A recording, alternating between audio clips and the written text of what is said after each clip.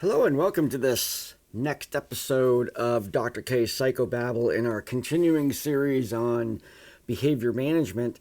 And in this particular episode, I'm going to be focusing my attention on the ABC Contingency Theory. That's basically the core element of the application of behavioral methodologies to changing behavior. This is the planning system. How do we actually create behavior plans? So when we look at this, it's sort of serendipitous that it's ABC because it's sort of a simple formula to think about in terms of remembering the each component of, let's say, a behavior plan. So let's take a look at defining some of these in terms of the statement, the ABC contingency plan. We have already discussed in previous videos how we define behavior. It's specific, it's measurable, it meets the dead man's test and the stranger test. We've had some discussions about the use of reinforcers and punishments. And now in this part, to finish up the A, B, and C's, we're going to spend some time looking at antecedents and defining what those are in order to enable us to complete these behavior plans. Now, the term contingent means dependent upon. And the way in which we use this in the ABC contingency theory is that we identify that the consequence can only happen when the behavior happens under certain circumstances. Now, that's the contingency part. That is if you're going to use behavior management, the consequence, the reward, primarily, the reinforcer, has to be exclusively contingent upon the behavior in the circumstances. We'll get to defining the A in just a little bit. If a person has access to that reinforcer by other means, the plan will not work. So, for instance, if you're using game systems to reward your child for cleaning their room, but they have access to game systems without cleaning their room, that particular contingency will not work. It has to be the only way they can get that particular reinforcer. And there's another question that we have to ask when we're looking at this. When do we use behavior plans? When are we actually going to go through the trouble of creating all of these mechanisms, sticking to them, writing up contracts? When do we do that? And it's when natural reinforcers are not working. And the way we have to look at that is essentially, if what you think should be happening is not happening, then the natural reinforcers are not enough for that behavior to occur. So I'll return to a children's example. If the children in your household are not doing their homework, even though there are consequences of low grades, getting talked to, suspension from school, essence of failure, even though all those punishments are happening, it's not working. You have to look at the reality. ABC contingency operates all the time. Operant conditioning operates all the time. So when you see a behavior that is not happening, that you think, well, they should be doing this, the natural environment of things should be rewarding or punishing for either doing the behavior or not doing the behavior, that should be enough. And for many people it is. If it's not happening, that means there is not a reinforcer. Or there might be a reinforcer for the behavior that they're doing instead of the target behavior. So let's say your children are not doing their homework during homework time because an other behavior, an incompatible behavior such as talking with their friends on their phone, is reinforced. So the reinforced behavior is blocking out the desired behavior. That's where planning comes in. We have to sweeten the deal. We have to say, okay, If I have to compete with my children's phone, what can I give them if they do what I want them to do instead of what they want to do? I'm going to have to sweeten the deal with the reinforcer. Bribing, that's what it is, and it works all the time. It works in our economy. This is a totally legitimate way of dealing with behavior. We can even go as far as saying our work. I love what I do for work. I love teaching. I like creating these videos. I like doing all that. But in my full-time job, the day they stop paying me is probably the day I stop going. So is it all about the money? No. But is the money, the reward, the actual reinforcer that's built into our economy that equates work with getting things, having security? Yes, it is important. So we can use reward mechanisms, reinforce mechanisms, and on occasion punishment mechanisms to shape the behavior of people around us and ourselves. So when it comes to applying these plans to ourselves, the only willpower that's involved in a behavior plan that we do on ourselves is to restrict our access to the reinforcer unless we follow the plan. The same thing we would do if we were putting this plan onto somebody else. I am the deliverer of reinforcers in that situation. When my children act in a certain way, I can provide them with the reinforcer. The rest is up to them. The same applies to myself. If I'm putting myself on a behavior plan, then I need to make sure that I am bound by that plan as well. I'm not going to let myself watch that television show that is my reinforcer unless I actually did exercise that day. That's going to be the key. That's the only thing in terms of willpower. The plan and the desire for that reinforcer is what keeps us going and keeps us in line with that behavior. So let's take a look at this new letter that we're introducing here. We've talked about the B's, talked about the C's. Now let's talk about the A's. The antecedents. The antecedents are essentially the conditions under which we want the behavior to occur. They have it could be space, it could be time, it could be situational, it could be instructions, it could be all of those, when you see the light go off, it's all these. And I'm going to go through a number of examples here. Here's one. Given 3 worksheets to complete, Billy will, and then you describe the B. So I only want Billy doing this, whatever it is that I describe as the behavior, when he's given 3 worksheets to complete. So under those circumstances, I want him to be able to do those behaviors. Every Tuesday at 5. This would be something, let's say you have you're going to make a phone call to your mother every week. So you say, every Tuesday at 5, I'm going to call Mom. And maybe it's not a pleasant conversation all the time, or you get the guilt trip, or whatever reason why you're not calling Mom. And then say, if I do that, I'm going to allow myself to watch an episode of my favorite show. Reward myself for doing this thing that I've set out that I want to do. Another one would be each day that homework is due. This is setting the stage for when we want that behavior to occur.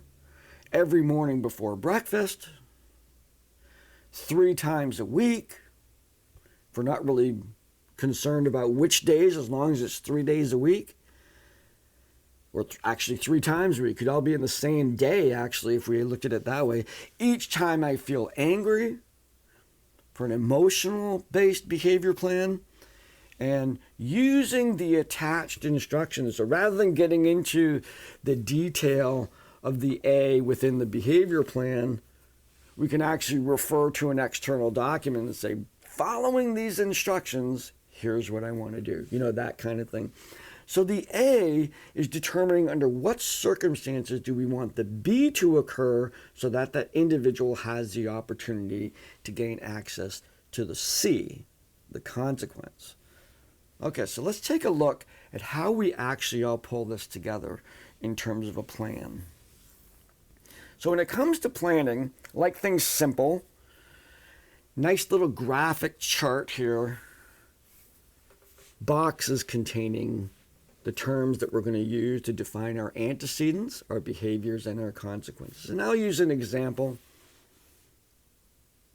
On Tuesdays, Wednesdays, and Saturdays, Mark will go to the gym and complete his workout plan. Now, this is referring to an external document that documents my workout plan. So each time I do this at least 2 days a week, sorry about that, my computer's got a little wonky.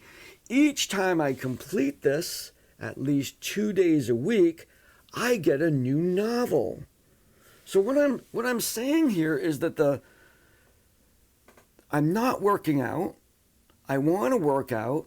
I really like to read. So I'm going to make reading, which I naturally like, contingent on working out. In order to get the opportunity to read, I have to work out. So I build a plan that connects those two. It makes one contingent on the other. My only willpower is to not buy books unless I actually complete the behavior plan. So what we're looking at in the antecedent, we have very specific as to which days the behavior is going to occur, under what circumstances. Look, it's weekly, every Tuesday, Wednesday, and Saturday.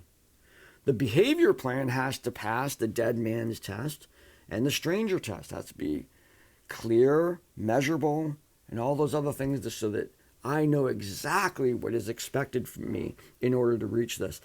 And then I introduce something about consequences, and this is a reasonable success criteria.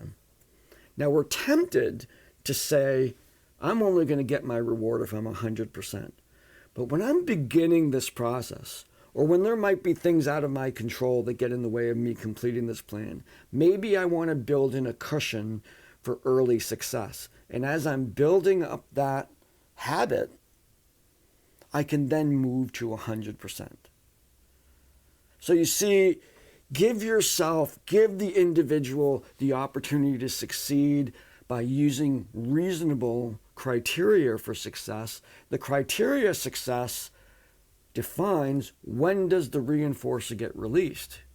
So, in this particular case, if I go on Tuesday and Wednesday, I have already earned my reward. If I go on Tuesday but skip Wednesday, I still have an opportunity. If I skip Tuesday, I still have an opportunity. I could do it on Wednesdays and Saturdays. If I skip Tuesday and Wednesday, I'm not going to get the reinforcer that day, that week. And in this particular case, it really doesn't matter what Saturday does. The whole week is a wash. And then once we've set that criteria, we put our reinforcer, or in the case of punishment, if we're actually looking at eliminating a behavior, we insert the actual punishment, the extra that we're getting, because the reality is, and I'm going to keep on referring to this, feeling good, losing weight, being in shape, all of those things clearly are not reinforcers enough to keep me exercising. So I need a plan. I need a plan that gives me something juicy, something that I want, something that I desire, something I'm doing already, reading, and I just put that up. I just put that up for grabs. I can't read unless I do this other thing, and this is the part of personal behavior management that can be the chat. That's where the willpower is to find something that you're already doing that you like to do and make it contingent on the thing you want to do that you're struggling with. It's very clear that we have to use behavior plans when a behavior isn't happening, because clearly the natural reinforcers, like I said, which are feeling good, feeling healthy, good heart, losing weight, all those things that might come with exercising, not enough. I need something else. I need a cookie on the end, on the fish hook, something to make me engage in those behaviors. Now, when we have that plan written out in those boxes, we can then convert that into a 2-sentence behavior statement. or a planning statement. So what we have here is on Tuesday, Wednesdays, and Saturdays, Mark will go to the gym and complete his workout plan. Each week, Mark completes this task at least 2 times per week. He will buy a new novel. You can actually state this in a sentence, in 2 sentences, and this is very close to the concept of contracting. It's in this kind of single statement, a little 2-phrase paragraph. One defines the A and B, and the second one defines the criteria in the C. Those 2 statements go onto a piece of paper, put signatures and dates on them, and you have yourself a behavior contract with all the pieces outlaid as to how things are going to go. How is Mark going to earn books? Okay? So with that statement, this is what we use for planning. We use this chart. We make sure that the antecedents are specific. We make sure that whatever we put into the behavior box meets the dead man's test and the stranger test. The consequences are reasonable success criteria, and the actual reinforcer is very clearly indicated in there. And I want to reiterate, when do we do behavior plans? Anytime we see that we're not doing what we want to do, because there's simply not enough reinforcers available to maintain that behavior. Weight loss is a great one. The behaviors that lead to weight loss are usually managing your food intake. Almost exclusively manage. Exercise is not a plan for weight loss. It's part of a fitness plan and a toning plan, but weight loss is simply changing your eating habits. So why don't we just all eat well? Well, because eating poorly is more reinforcing. Eating sweet foods, eating when we want to eat, eating in front of TV, socializing, eating, stuffing ourselves at Thanksgiving, all of these things are very reinforcing in our world. They're powerfully supported by the culture that we live in. When we want to change our eating habits, we need to sweeten things. And I don't mean by sugar. I may have to say, okay, if I'm going to define a different way of eating and I'm going to put myself on a behavior plan, I got to find something that I want really badly and make it contingent on that. That hurts. That means I can't get it unless I follow my plan. And so it's a really, really powerful tool that we have to help with shaping our own behavior and shaping the behavior of those around us. So I hope this was helpful in understanding the ABC Contingency Theory, how you can use it in your own life, how you can use it to pretty much create any habit that you want. Once you do these for a while, the reinforcer can sometimes become less and less meaningful. And things can become a habit because you start to gather and appreciate the natural consequences of things. But some things you just have to reinforce forever, like work. Just have to always get paid unless you have another source of money. And, relationships need maintenance. We have to continue to do those things and help each other and reward each other when we're going and helping people meet their needs in a relationship. All of these things, they need that continual reinforcer that's there, and sometimes we need to fabricate it like this to create that behavior.